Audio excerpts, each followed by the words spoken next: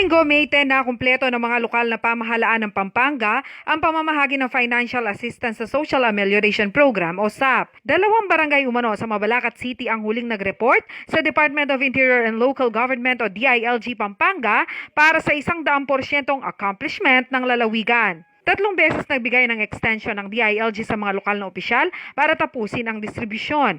Naging malaking problema daw talaga ang validation ng mga benepisyaryo. Pero hindi rin kasi natin sila masisi dahil talagang ang daming revalidations sa mga inulit, di ba? Ang daming talagang challenges na hinarap din ng barangay officials natin.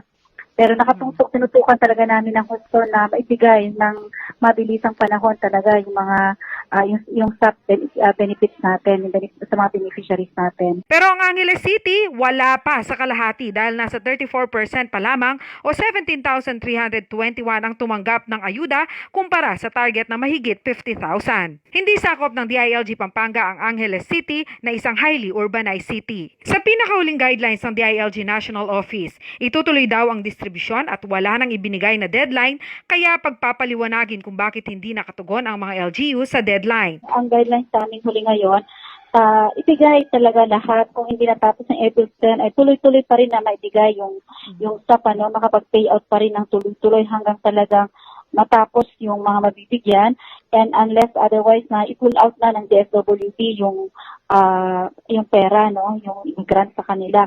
Pero hanggat hindi naman ay tuloy-tuloy na ibigay natin. Hindi na kami nagbigay ng deadline, but of course we recognize those LGUs who really completed on time sa pagbibigay. Pero ngayon yung mga hindi pwede nakapag-complete because of some circumstances, ay we really encourage pa rin na ituloy pa rin yung pagbibigay para makarating sa mga tao yung SAP natin. Gagamitin naman ang isinumiting report at SAP card ng mga benepisyaryo para sa auditing at counter-checking ng mga benepisyaryo. Diyan Alumbang Parugaw, CLTV36 News.